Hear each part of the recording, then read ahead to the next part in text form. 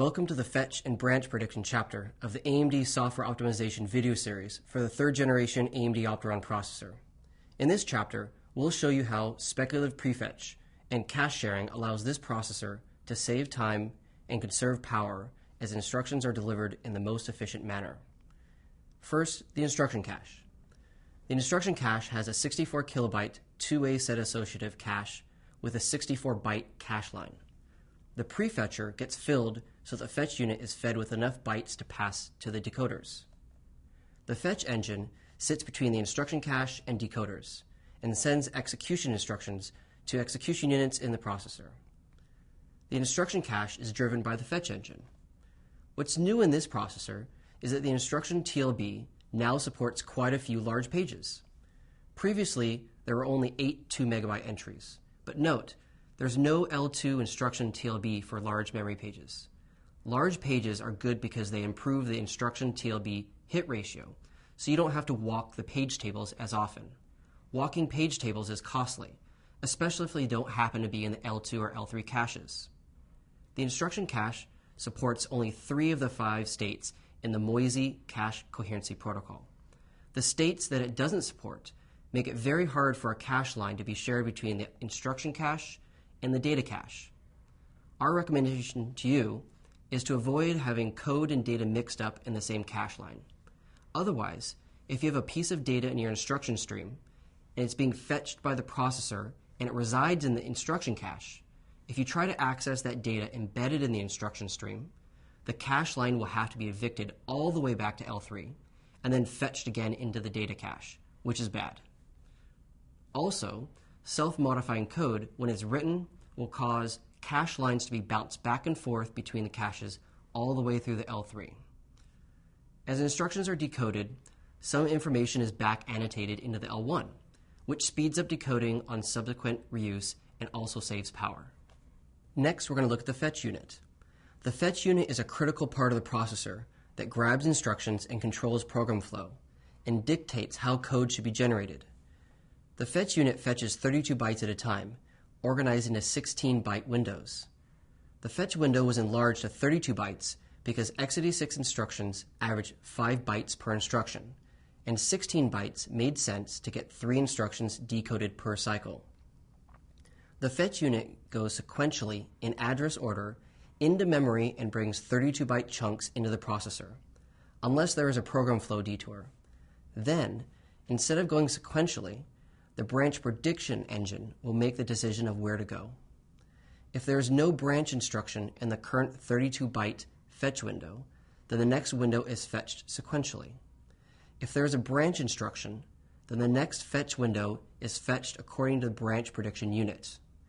If no branch instruction has ever been retired, that is, it has no branch history in the branch prediction unit, then it is treated as an ordinary instruction. To improve the decode bandwidth, make sure that your hot loops are 32-byte aligned. Next, we're going to look at the branch prediction unit. In an out-of-order, highly pipelined processor, branch prediction is really critical to keep all the units busy. If program flow is predicted incorrectly, a lot of work has to be flushed away and may cost quite a bit.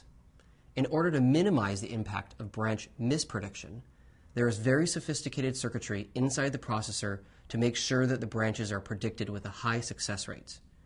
New in this processor is an indirect branch predictor. Also, the return address stack, which is used for subroutine calls, is now deeper. For each kind of branch, there's a branch prediction circuitry specialized for that kind of branch. For direct branches, there are 2 circuits, the branch target buffer and the branch target address calculator. Additionally, there is separate circuitry for branches that can have more than one target, such as indirect branches. There is also specialized circuitry for subroutine calls. Only near branches are predicted by the branch prediction logic. Far branches, like syscall, one that involves a privilege change, or a new code segment, are not predicted. Our recommendation is to use far branches only when absolutely necessary. Only up to 3 retired branches per 16-byte boundary can be predicted. branches are identified in retirement order, and any exceeding branch, for example, the fourth branch to be retired, in the same 16-byte boundary is always mispredicted and not even detected by the branch prediction logic. So avoid using more than 3 branches per 16-byte window. And for code with poor temporal locality, avoid using more than 2 branches per 16-byte window, as the L2 cache can be back annotated with only so many branches. Branches are initially assumed not taken. But if there are only 2 possible states, code would be flipping back and forth. So when you execute that loop again, it would increase your misprediction rate. To add some inertia to the states that a branch can assume, there are actually 4 states. Besides taken and not taken, there is strongly taken and strongly not taken.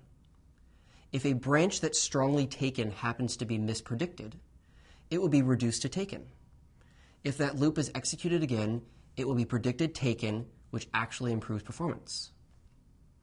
The best way to lay out your code is to make sure that the hot code is always in the not taken path. In other words, make code paths as straight as possible. Another new feature of this processor is that indirect branches have specialized branch prediction logic. Initially, the indirect branch is considered static, basically having a single target as any other branch. Once the branch target table mispredicts its target, the indirect branch will be treated as dynamic. This results in improved performance of jump tables. Predicting indirect branches is not easy, but it improves the branch prediction success ratio dramatically. This is one important feature of the new third-generation AMD Opteron processor that software developers don't need to do anything to take advantage of. Your code will just work better. Another specialized unit in the branch prediction logic is the one that takes care of subroutines, specifically the subroutine return.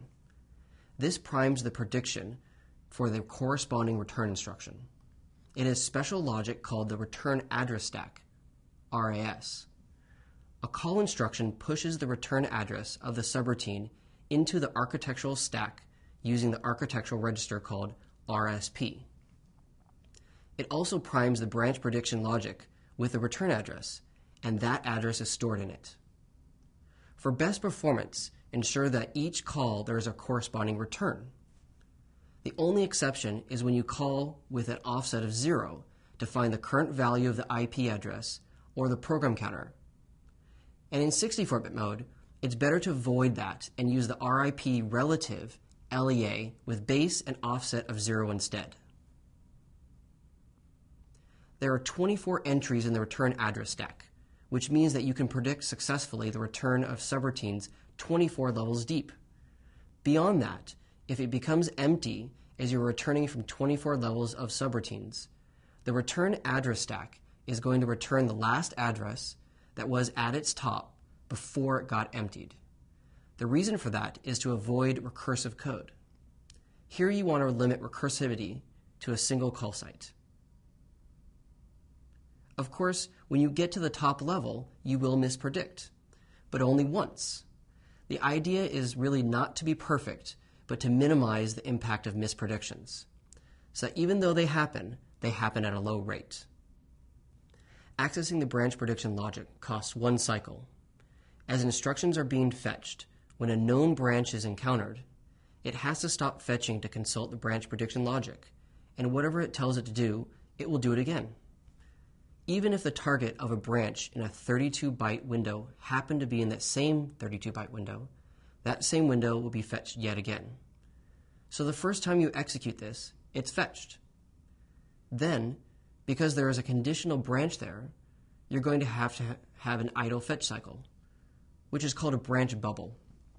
And then you fetch the same 32-byte again. Because you're still executing that same code with these 3 instructions, you incur another branch bubble. So branches shouldn't be taken lightly. The less you have, the better. You generally want to favor conditional execution instructions, such as cmovcc and setcc, over branches. In this fetch queue example, we assume only 2 iterations, which means that the last iteration is going to be mispredicted.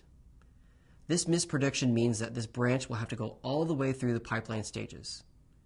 Fetch happens at the very front end of the processor, and given that it has 10 stages from there to the retirement, only when it's retired will the processor figure out that it was incorrectly predicted. 10 cycles. That's the penalty one gets for a branch misprediction. Once that's corrected, the right path is going to be fetched again. The third generation AMD Opteron processor's fetch engine and branch prediction logic is dramatically improved, resulting in significantly enhanced processor performance. New specialized circuitry in the branch prediction unit provides high prediction success rates to minimize the impact of mispredictions. While many of these improvements require no action on the part of software developers to take advantage of the full benefits, we recommend you keep in mind the tips discussed in this chapter.